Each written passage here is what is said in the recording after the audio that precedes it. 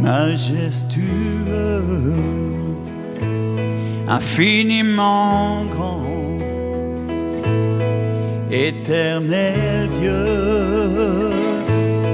Dieu tout-puissant,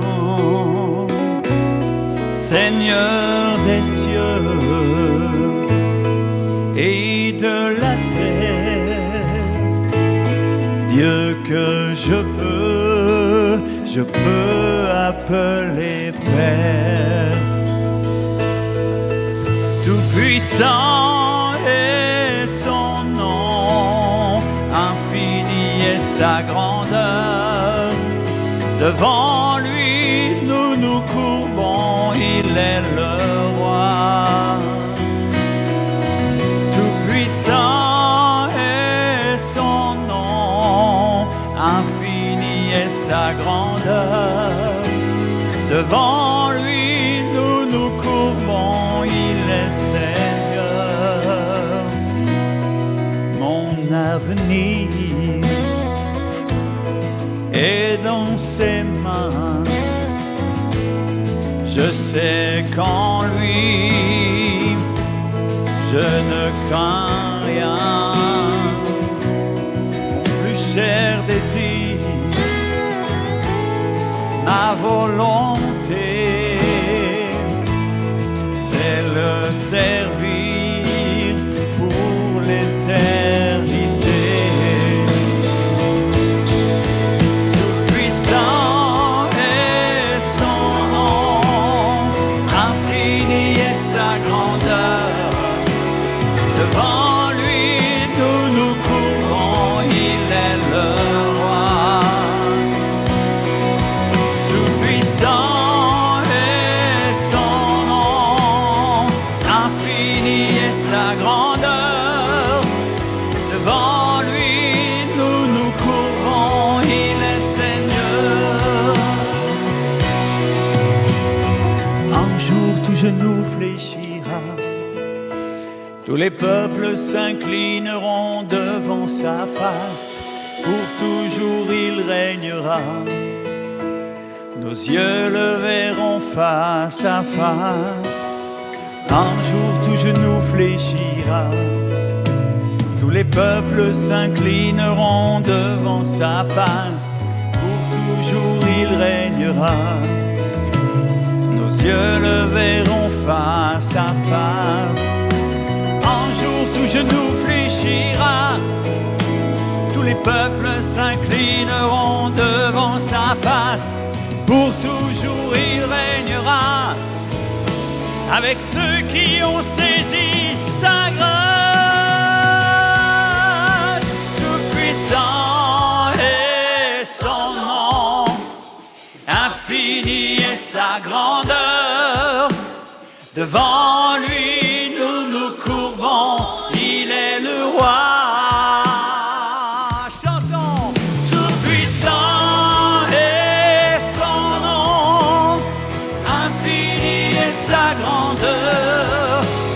Devant lui, nous nous courbons, il est Seigneur. Oh,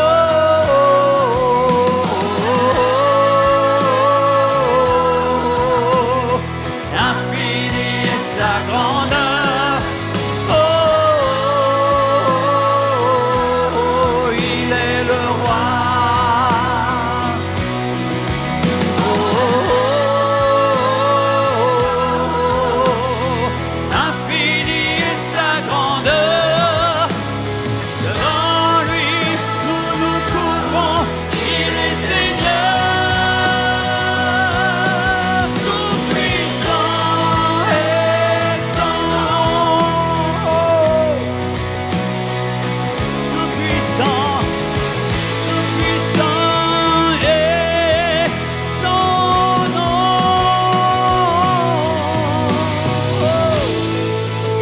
Merci pour ta grandeur, merci pour ta puissance, merci pour ton amour, merci pour ta rédemption, pour ton pardon.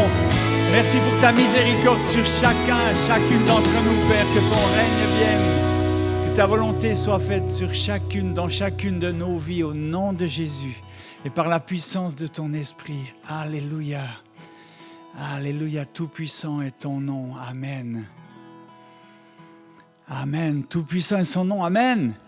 Est-ce qu'on peut faire un tonnerre d'applaudissements pour notre Dieu tout-puissant? Amen. Wouh! Wow!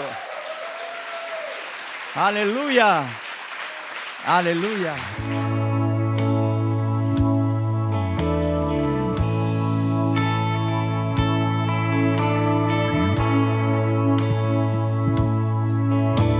Quand mes fardeaux sont bien trop lourds à porter,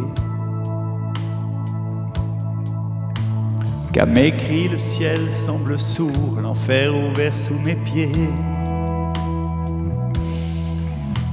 Quand au-delà de la souffrance, espérant contre toute espérance, je crie à toi, je crie à toi. Lorsque mes yeux n'ont plus de larmes à pleurer, lorsque j'en ai perdu la voix d'avoir trop crié,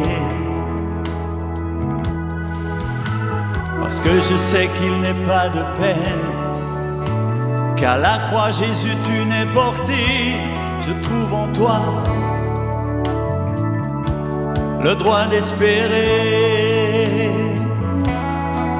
Ta parole est ma lumière, la source au cœur de mes déserts, assoiffé dans ma détresse, en toi j'espère.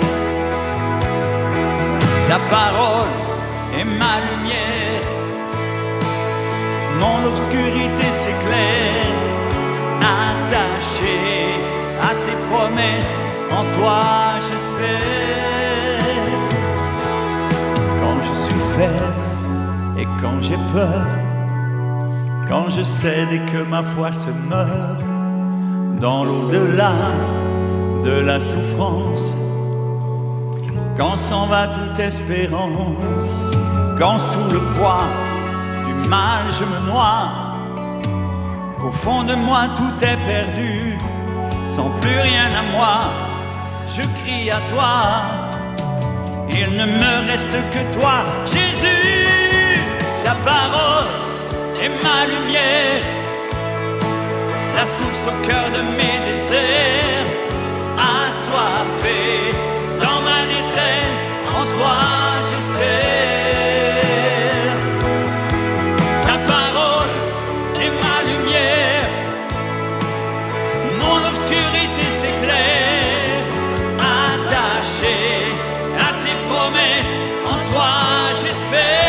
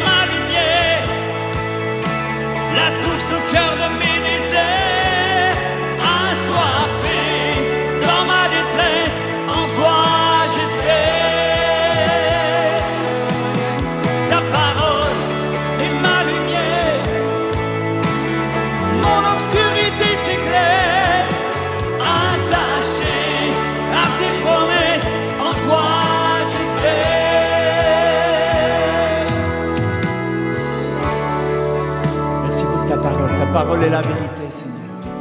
Ta parole est la vérité. Tu nous dis, si vous demeurez dans ma parole, si vous demeurez dans ma parole, vous connaîtrez la vérité vous rendra libre. Tu nous dis, si vous demeurez dans mes paroles et que mes paroles demeurent en vous, demandez ce que vous voudrez et cela vous sera accordé. Aide-nous, Seigneur, à demeurer accrochés à ta parole. Amen. Amen. J'aimerais vous donner un témoignage. Je dois faire une petite annonce, mais je vais commencer par ce témoignage-là.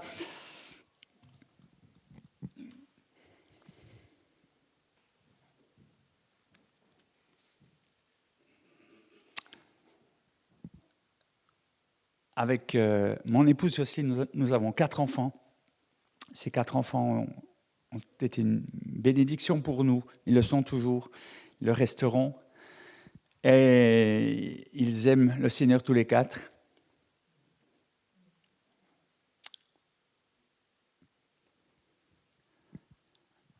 Plus je prends de l'âge, plus je deviens émotif. Ouais. Mais notre aîné a connu des années difficiles. Il souffrait de solitude. Et il voulait déjà se marier à 20 ans et à 22 ans, il n'était pas marié. Et c'était déjà une catastrophe. Et il n'avait personne dans sa vie. Il a voulu obéir à la parole, il n'a jamais flirté. C'est un beau gars, pour ceux qui connaissent le clip, il y a toujours quelqu'un, c'est lui qui rappe et qui chante là-dedans, donc il ne ressemble pas à son papa, c'est vraiment un beau gars, il ressemble à sa maman.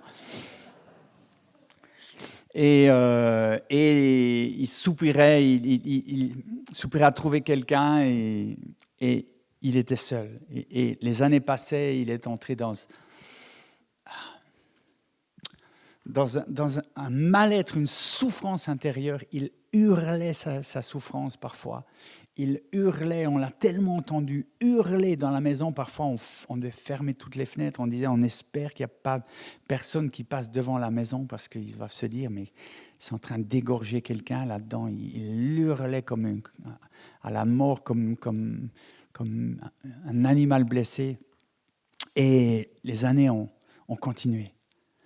Et plus les années passaient, plus ça devenait insupportable pour lui. Combien de fois il est venu vers moi, il me disait « Papa, j'en peux plus, je veux me foutre en l'air, je veux me foutre en l'air, je veux me foutre en l'air ». Et il avait vraiment un profil de dépressif. Alors comme il cherchait déjà la femme qui n'existe pas, parce il la voulait comme ça, il en avait fait 3 pages à 4 de ce qu'elle devait être. Et il fallait que ça soit au moins Miss Brésil, parce qu'il aimait le Brésil, il était allé là-bas, donc il fallait qu'elle soit parfaite, plus que parfaite. Et on disait, mais si une fille arrive un jour dans sa chambre et qu'elle doit s'encorder pour accéder à son bureau et mettre une lampe torche et enjamber ça devenait... C'était impossible. On le voyait prendre de l'âge et on se disait, mais il n'y a pas de solution. Et mes pensées, je ne peux même pas vous dire, je n'ai jamais osé dire à mon épouse les pensées que j'avais, contre lesquelles je devais lutter. Et ces pensées étaient basées sur une réalité. On verra tout à l'heure si on a le temps. Et il est arrivé à ses 30 ans. Il n'avait personne. Il n'avait personne. Et il a trouvé quelqu'un. Et il a trouvé la femme qui n'existait pas. Une Brésilienne, une magnifique femme. Déjà ça, c'était tellement improbable. Et on a accueilli notre belle-fille chez nous. Ils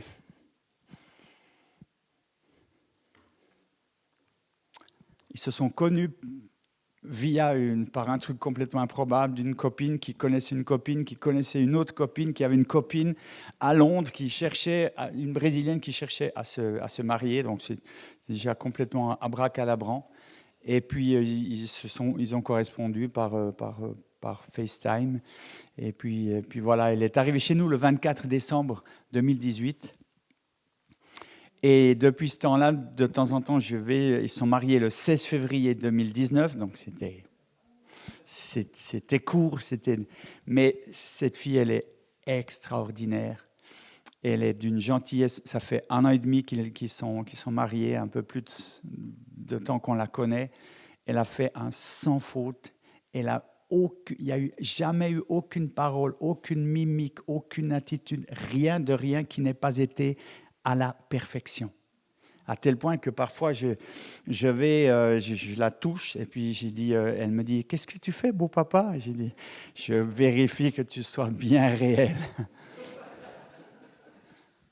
Et vraiment, je peux tellement rendre gloire à Dieu pour ce qu'il a fait.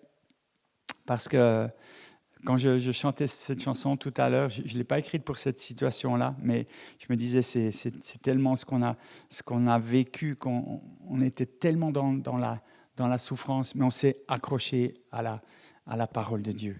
Voilà, j'essaie de faire plus court. Je fais juste une toute petite annonce par rapport au chant que vous avez entendu tout à l'heure. Vous en entendrez encore un si on a le temps, qui se trouve dans cet album-là, l'album Tout-Puissant. On a aussi le dernier livre, L'apprenti, c'est ma vie c'est la suite du premier de la biographie, Ces mots dont j'avais peur. C'est ma vie entre mes 52 et mes 59 ans. Dans le livre Ces mots dont j'avais peur, on apprend que j'ai été bègue pendant 46 ans, mais on ne sait pas comment le Seigneur m'en a sorti. Et parce que quand le livre Ces mots dont j'avais peur est sorti, j'étais encore bègue. Et ce livre-là, entre autres, vous apprend comment j'ai été guéri par la parole de Dieu. Et puis j'ai pu, maintenant on peut aussi étendre cela et faire profiter d'autres personnes. On a rencontré Eric tout à l'heure. Je ne sais pas s'il est là, Eric, je ne le vois pas. Du coup, il était dehors. Il est là. Eric qui est venu à un séminaire Vaincre le bégaiement chez nous. Et puis qui m'a dit tout à l'heure, tu sais, je ne bégaye plus. Alors on a vu plusieurs personnes souffrant de bégaiement comme ça, parfois depuis des décennies, depuis plus de 50 ans, qui ont vraiment été guéries à travers ces séminaires, par le biais de ces séminaires, mais à travers la parole de Dieu, la puissance de la parole de Dieu. Et puis j'aimerais vous inviter à vous servir abondamment de ces 2 CD. Ce ne sont pas les mêmes, il y a le volume 1, le volume 2, c'est des Quelqu'un t'aime. C'est vraiment des CD d'évangélisation. Il y a une dizaine de chants par CD. Ces chants sont entrecoupés de témoignages et d'une explication de ce qu'est réellement la parole de Dieu. C'est très court et très percutant. Et puis les témoignages qu'il y a dans ces CD sont très, très, très percutants. Ces CD-là et tous les autres CD que vous avez sur la table sont à disposition contre libre participation. C'est vraiment pour que tout le monde puisse se servir. Donc prenez-en plusieurs, on en a des dizaines par là. Prenez-en pour donner autour de vous. Vous verrez, c'est vraiment, vraiment impactant. Ça vous fera du bien à vous et ça fera du bien aux personnes à qui vous les offrirez. J'ai oublié de vous dire que le livre L'apprenti est préfacé par Denis Mukwege, prix Nobel de la paix 2018. L'homme qui répare les femmes, le docteur congolais très très très connu, qui est un de nos tout proches amis avec qui nous collaborons là-bas pour aider les victimes de viols de guerre au Congo. Et puis si vous voulez un compte-rendu de notre dernière mission là-bas, vous l'avez sur cette lettre de nouvelles ici. Voilà, j'ai fini avec la pub. On peut attaquer les choses sérieuses. Si je vous posais cette question, qu'est-ce que le péché ? Qu'est-ce que le péché ? On n'a pas trop le temps, donc on ne va pas vous écouter vos réponses, mais essayez d'y penser durant ce temps. Qu'est-ce que le péché ? En une phrase, si vous deviez le dire comme ça, en quelques mots, qu'est-ce que le péché ? Et je voudrais vous amener aujourd'hui dans un texte qui me semble très, très important, qui est dans l'épître de Jacques au chapitre 2, les versets 14 à 23. Je vais juste vous en lire quelques extraits. Jacques commence en disant ceci. « Mes frères, que sert-il à quelqu'un de dire qu'il a la foi s'il n'a pas les œuvres ?» On a toujours appris qu'on était sauvé par la foi et non par les œuvres. Jacques prend l'opposé, dit que sert-il à quelqu'un de dire qu'il a la foi s'il n'a pas les œuvres ? La foi peut-elle le sauver ? La foi peut-elle le sauver ? Et plus loin, il est dit, la foi sans les œuvres est morte en elle-même. La foi sans les œuvres est morte en elle-même. La foi sans les œuvres est inutile. Et Jacques continue en disant, Abraham, notre père, ne fut-il pas justifié par les œuvres lorsqu'il offrit son fils Isaac sur l'autel ? Tu vois que la foi agissait avec ses œuvres et que par les œuvres, la foi fut rendue parfaite. Ainsi s'accomplit ce que dit l'Écriture. Abraham crut à Dieu et cela lui fut imputé à justice. Il fut appelé ami de Dieu. Que nous révèle ce texte ? C'est qu'il y a 2 sortes de foi. 2 sortes de foi. Une foi qui est vivante, agissante, et on verra plus tard, obéissante, et une foi qui est morte, qui est inutile. Deux sortes de foi. Alors, ce texte nous montre que la foi sans les œuvres est morte, est inutile. Mais de quelles œuvres parle-t-on ? De quelles œuvres parle-t-on ? S'agit-il de bonnes œuvres, s'engager pour son prochain, visiter les malades, faire partie des cartons du cœur, envoyer de l'argent pour les missions, faire des œuvres missionnaires, etc. Tout cela, ce sont des bonnes œuvres. Mais, mes amis, comment vous savez qu'il y a des gens qui n'ont pas du tout la foi en Christ et qui font de telles œuvres, et parfois plus que nous? On voit des gens qui se déclarent complètement athées et qui s'engagent pour le prochain, ils sont humanistes et qui font des œuvres grandioses, magnifiques parfois. S'agit-il de ces bonnes œuvres-là, ces œuvres qu'il est bon d'accomplir, mais pour lesquelles on n'a pas forcément besoin de foi? S'agit-il de cela?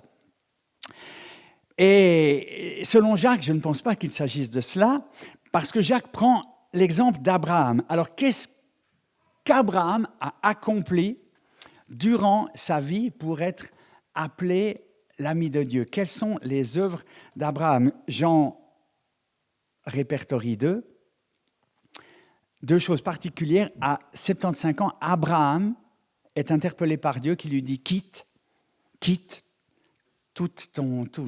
ta maison, ta famille, ton cercle d'influence, quitte tout et va dans un pays que je te montrerai. »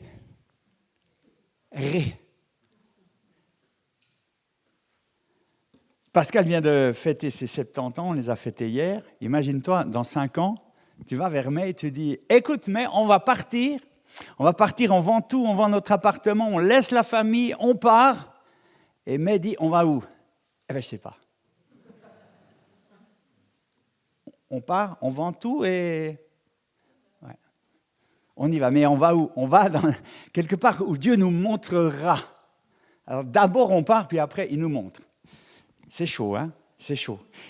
Abraham part sans savoir où il va. Il obéit à quoi? Il obéit à la parole de Dieu, à l'ordre donné par Dieu. Il obéit à un ordre qui est lié à une promesse. Écoutez bien ça. Les commandements de Dieu, l'ordre de Dieu est souvent lié à une promesse. Et l'accomplissement de la promesse dépend de notre obéissance à l'ordre donné. Et souvent, nous, on voudrait la promesse. C'est écrit, Seigneur. Mais il y a une obéissance, il y a un ordre. Il y a un ordre auparavant qui est donné.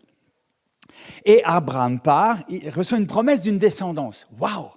J'ai 75 ans, j'aurai une descendance. Cool. Espérons que ça ne tarde pas trop parce que je ne vois pas comment ça pourrait se passer là. Et 25 ans se passent, 25 ans se passent et il devient père. Et lorsque l'enfant a grandi, quel âge a-t-il? 10, 11 ans, pré-ado, adolescent peut-être. Dieu lui donne un autre ordre. Va à tel endroit sur telle montagne et sacrifie Isaac.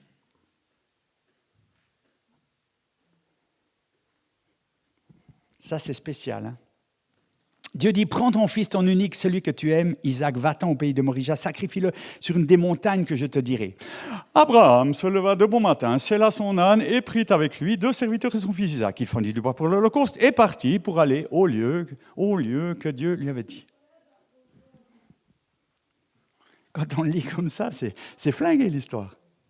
Abraham ne discute pas, il obéit. Il a 3 jours de marche quand même.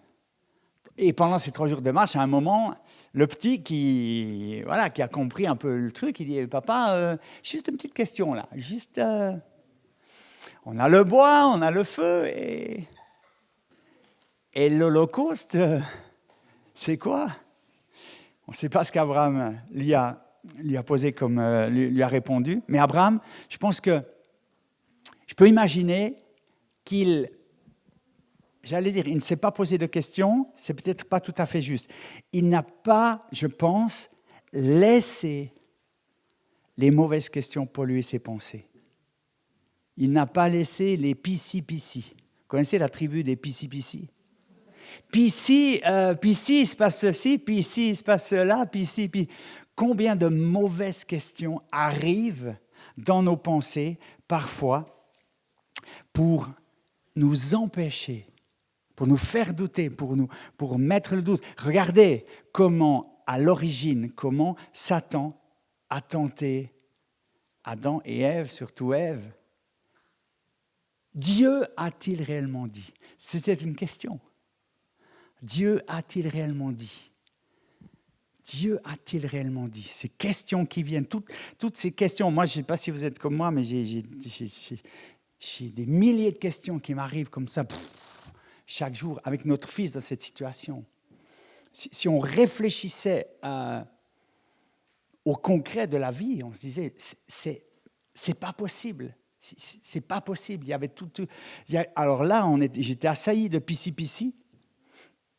Je me suis, à un moment, on était submergé, on s'est accroché à un verset de la parole, qui est dans le psaume 28. « Béni soit l'Éternel, car il exauce la voix de mes supplications. L'Éternel est ma force et mon bouclier. En lui, mon cœur se confie et je suis secouru. J'ai de l'allégresse dans le cœur et je le loue par mes chants. » Cette promesse de la parole, je ne l'ai pas reçue, ce n'est pas un ange qui me l'a dite, qui me l'a susurré à l'oreille. Un jour, je suis tombé sur ce texte-là, j'ai dit ça, je saisis Seigneur. Mais cette promesse, c'était exactement l'opposé de ce que l'on vivait. Béni soit l'Éternel, car il exauce la voix de mes supplications. Et tes pensées, elles te disent, il n'exauce rien du tout.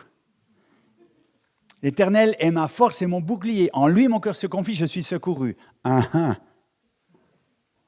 Il est beau le secours de l'Éternel. Ça fait combien d'années que tu attends?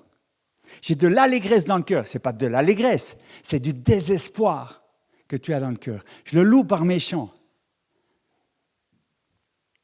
Et quand mon fils arrivait parfois dans mon bureau, désespéré, mais un désespoir. S'il n'avait pas été chrétien, il se serait suicidé 1000 fois, notre fils.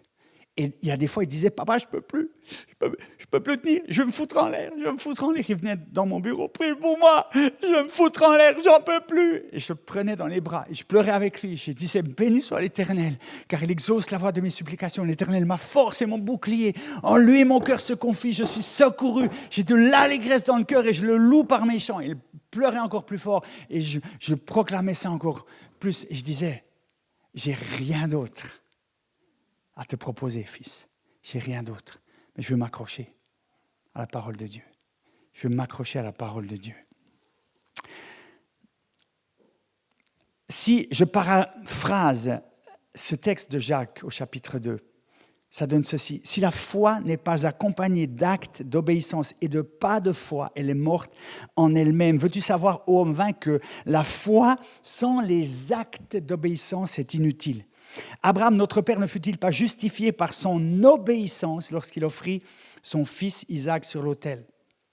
Tu vois que la foi agissait à travers son obéissance et que par cette obéissance, la foi fut rendue parfaite. Ainsi s'accomplit ce que dit l'Écriture. Abraham crut à Dieu et il fut appelé l'ami de Dieu. Mes amis, sans l'obéissance, la foi est morte, elle est inefficace, elle ne sert à rien, elle ne génère pas la vie, elle ne porte pas de fruits, elle est morte. Elle est morte. Et notre défi, c'est d'obéir à la parole de Dieu. Et depuis le début, depuis le Jardin d'Éden, il y a ce défi qui est là. Et lorsque le péché est entré dans le monde, on revient à la question initiale, qu'est-ce que le péché? Le péché, c'est la désobéissance à la parole de Dieu. Et cette désobéissance a induit tout le reste. Quand on parle du péché, on pense souvent voler, mentir, tuer, violer, tromper, etc. Ça, ce sont les conséquences. Mais initialement, le péché, c'est la désobéissance à la parole de Dieu. Alors, nous sommes dans un choix continuel par rapport à ce que nous vivons, ce que nous faisons, ce que nous parlons, ce que nous pensons. Est-ce que nous sommes en accord avec la parole de Dieu? Sommes-nous en accord avec la parole de Dieu? Prenez la peur, par exemple. La peur, quelqu'un a compté 366 versets dans la parole où Dieu dit « n'aie pas peur ». N'aie pas peur. Moi, j'ai lu ces versets, ne crains rien car je suis avec toi. Isaïe 41, 10, ne promène pas des regards inquiets car je suis ton Dieu, je te fortifie, je viens à ton secours, je te soutiens de ma droite triomphante. Et tu lis ça, tu dis, ouais, merci, c'est un bon conseil, j'arrive pas à le suivre. J'arrive pas. Moi, j'ai peur de tout, j'ai peur de l'avenir, j'ai peur du corona, j'ai peur de... Voilà. Mais si tu prends ce verset comme un ordre, comme Dieu qui te dit, ne crains rien, ne crains rien. Et à mon avis, c'est cela. Ne vous inquiétez de rien. Hein, quand tu lis ça, ne vous inquiétez de rien, tu dis, facile à dire. Facile à dire. Si c'est un bon conseil, c'est un bon conseil, mais je n'arrive pas à le suivre, Seigneur. Si c'est un ordre, c'est différent. Parce que je le reçois comme un ordre. Mais alors, comment je l'applique ? Je le proclame, je prie, quand je prie, je dis « Seigneur, je ne m'inquiète de rien, je ne m'inquiète de rien, je ne suis pas inquiet. » C'est l'opposé de ma réalité. Mes amis, c'est comme ça que j'ai été délivré du bégaiement. Après 46 ans de difficultés d'élocution quand même. 46 ans, ça fait pas mal. C'est comme ça, j'ai saisi la parole de Dieu. J'ai saisi plusieurs versets, j'en ai fait une prière et j'ai proclamé ce que je ne vivais pas. J'ai pris le contre-pied et j'ai pu expliquer ça en disant, voilà, je suis dans une situation, c'est ma réalité, c'est une situation de handicap, de difficulté, d'insécurité, c'est ma réalité. Ok, elle est là, depuis 46 ans, elle est là. De l'autre côté, il y a la vérité de la parole de Dieu. La vérité, je choisis de me centrer sur la vérité. Je ne peux pas nier ma réalité, ce n'est pas du déni. Voilà, elle est là, je ne peux pas la nier, mais je peux me centrer sur la vérité et proclamer avec foi ce que je ne vis pas. Parce que ce que je ne vis pas, eh bien, Dieu me le promet, il y a des promesses qui sont là. Et la foi s'accroche à la parole de Dieu. Et je l'ai fait simplement comme ça. Et au départ, j'avais des pensées qui me disaient, hypocrite, tu joues à quoi là ? Est-ce que ça serait pas un peu New Age, ton histoire là ? Pensée positive, méthode Coué, j'en sais rien quoi. C'est la parole de Dieu. Je m'accroche à la parole de Dieu. Si vous demeurez dans ma parole, vous connaîtrez la vérité vous affranchira, vous rendra libre. Je me suis accroché, j'ai travaillé, je me suis discipliné, j'ai appris par cœur ces versets. Ésaïe 41, 10, je l'ai mis en jeu. Je ne crains rien car tu es avec moi. Et parfois, dans mon cœur, dans ma tête, j'ai les genoux qui jouaient des castagnettes. Tellement j'étais dans le... Je disais, je ne crains rien car tu es avec moi. Je ne suis pas inquiet, car tu es mon Dieu. Et j'avais des pensées qui me disaient, tu joues à quoi là ? Tu joues à quoi ? Je proclamais cela. J'ai vécu dans diverses choses. Et mes amis, on le voit tellement souvent dans l'Église. Lorsqu'on se laisse, on n'a pas le temps, mais j'aimerais juste, si vous connaissez Jérémie 17, versets 5 à 8, où il est dit « Maudit soit l'homme qui se confie dans l'homme, qui prend la chair pour appui et qui détourne son cœur de l'Éternel. Il est comme un misérable dans le désert, il ne voit point arriver le bonheur. Il habite les lieux brûlés du désert, une terre salée et sans habitants. » Nous avons dans l'Église de Jésus-Christ des enfants de Dieu qui sont dans cette situation-là, qui se confient dans l'homme, qui se confient dans leurs pensées, dans leurs sentiments. En français, ça marche en deux mots, le sentiment et le sentiment du verbe mentir. Le sentiment. Maudit soit l'homme qui se confie en l'homme, qui prend la chair pour appui. Il est comme un misérable dans le désert. Combien de gens parmi le peuple de Dieu, nous avons un ministère aujourd'hui d'aide et de soutien et de délivrance auprès de personnes abusées, des femmes en particulier victimes d'abus sexuels. Combien de femmes qui sont enfants de Dieu, qui fréquentent l'Église, qui sont sérieuses avec Dieu, qui veulent plaire à Dieu, disent « Je suis dans la honte, j'ai honte, j'ai été abusée sexuellement par mon père il y a 40 ans, aujourd'hui je suis encore dans la honte. »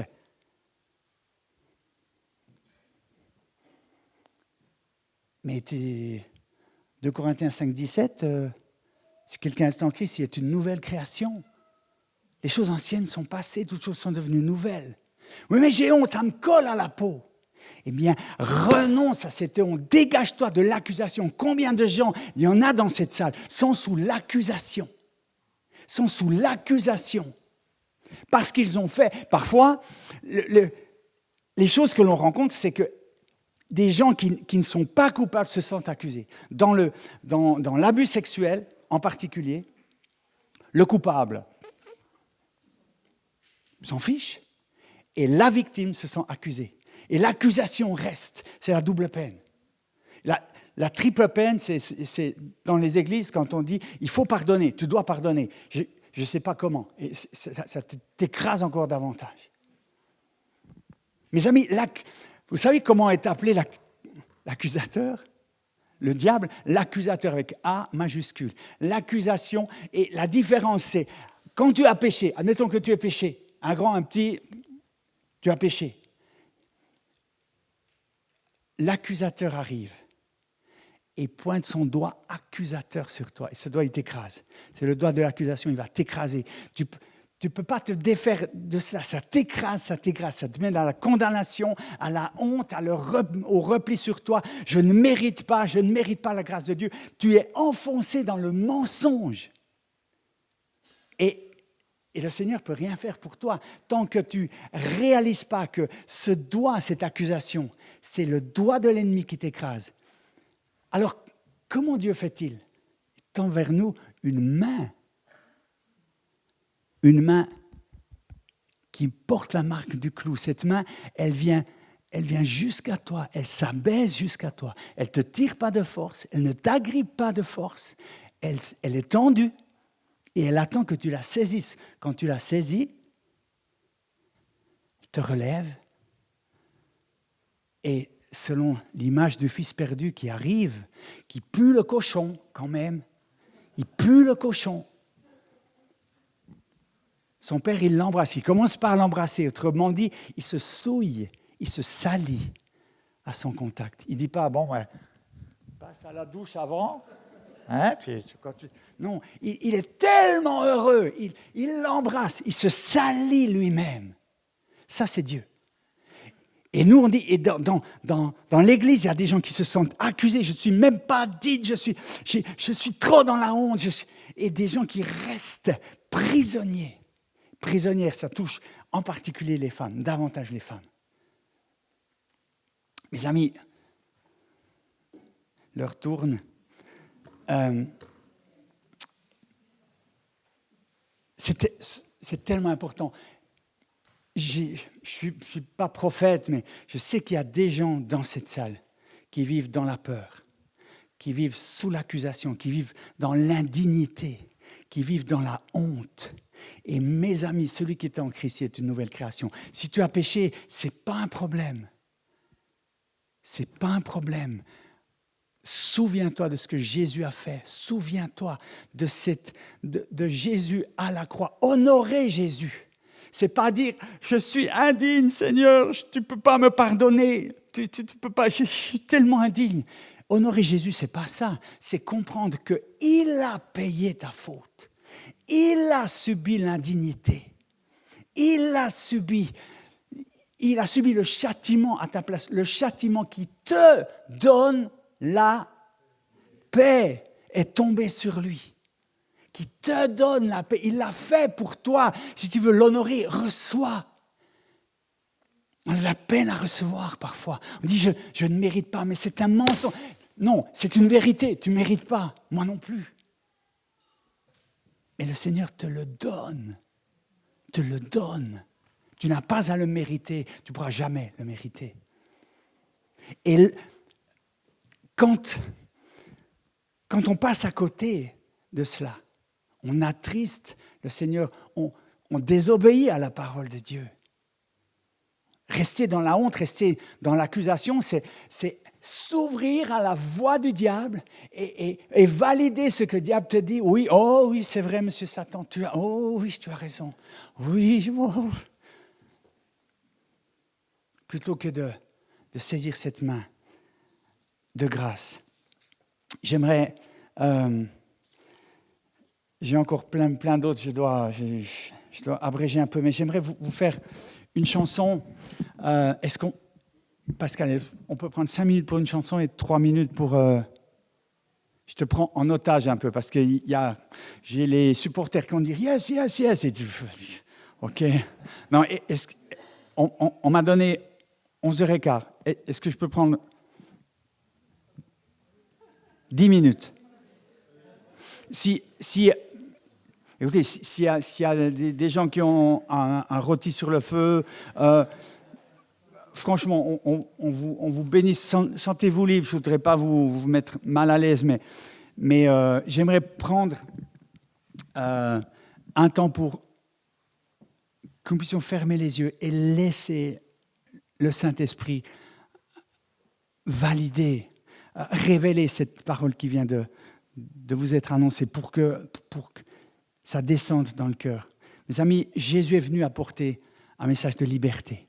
L'évangile libère. Et trop souvent, je ne vous connais pas, la plupart d'entre vous, je ne vous connais pas, mais trop souvent dans les églises, dans tous les milieux chrétiens que nous visitons, il y a des gens qui sont captifs. Et c'est juste pas possible. C'est juste pas possible. On ne peut plus être sous l'accusation. Il n'y a plus aucune condamnation pour ceux qui sont en Jésus-Christ. Il a effacé l'acte dont les ordonnances te condamnaient, mon frère, ma sœur. Il l'a éliminé en le clouant à la croix. Ça, c'est la parole de Dieu. C'est pour toi, c'est pour moi. Et ça honore Dieu quand on peut saisir cela. Amen. Esprit de Dieu, viens brûler en moi tout ce qui n'est pas de toi. Viens révéler ce qui demeure caché. Ah oui, j'ai oublié, merci Joe. Viens révéler ce qui demeure caché par ta lumière. Viens m'éclairer. Ce chant nous invite à nous laisser éclairer, transformer par l'Esprit de Dieu. Baptise-moi.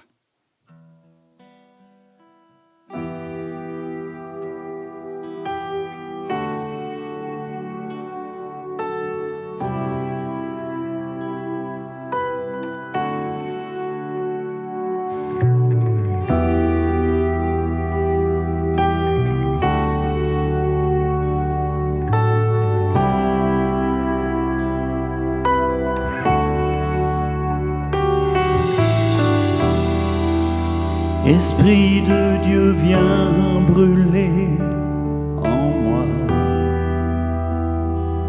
tout ce qui n'est pas de toi.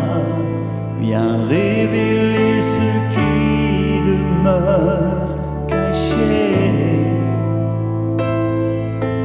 par ta lumière. Viens m'éclairer.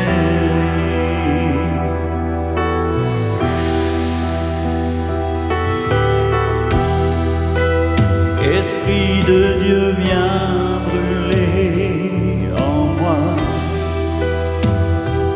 tout ce qui n'est pas de toi.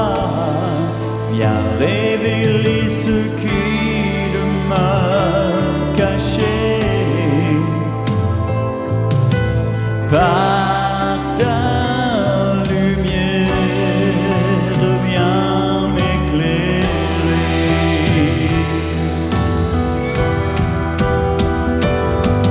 Baptise-moi d'une pluie de feu. Baptise-moi d'une pluie de feu. Oh Saint-Esprit, Esprit de Dieu.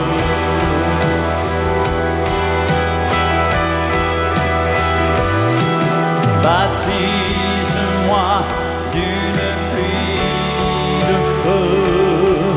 Baptise-moi d'une pluie de feu. Oh Saint-Esprit, Esprit de Dieu.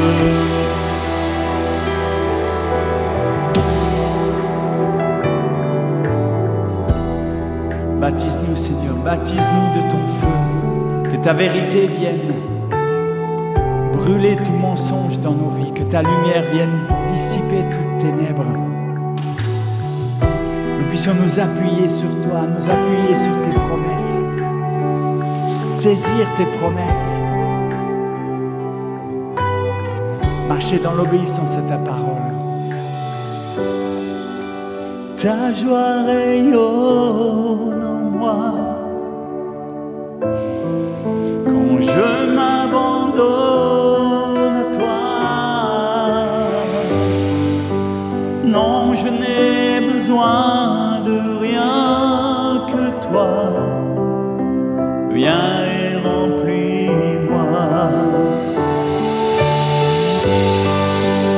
Ta joie rayonne en moi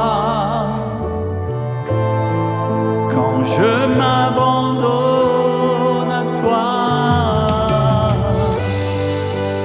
Non, je n'ai besoin de rien que toi. Viens et remplis-moi. Ta joie rayonne en moi. Ta joie rayonne en moi. Oh, oh.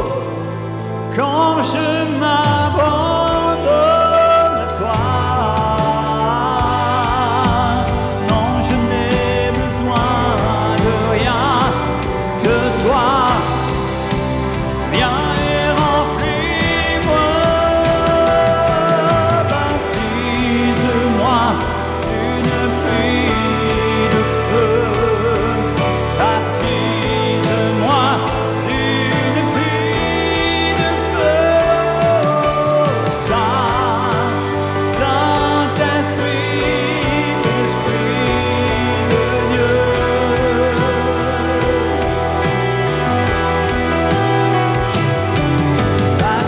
Baptise-moi d'une pluie de feu.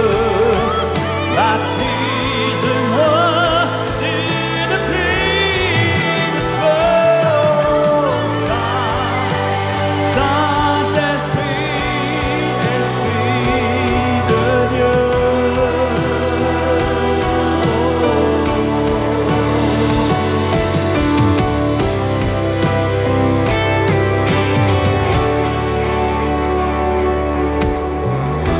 Toute impureté, Seigneur, que tout esprit de honte, d'accusation, que tout esprit de mensonge, tout esprit de fausse culpabilité, tout esprit d'indignité disparaisse du milieu de nous. Seigneur, donne-nous de pouvoir saisir ton pardon, cette main de miséricorde tendue vers nous. Seigneur, merci de nous aider à nous affranchir de toute accusation, de toute condamnation, de tout ce qui vient voler, égorger, détruire dans nos vies, dans nos pensées, dans nos cœurs, dans notre esprit. Seigneur, que ton règne vienne, que ta volonté soit faite dans nos vies, que la joie du salut nous inonde. Alléluia, que ton règne vienne.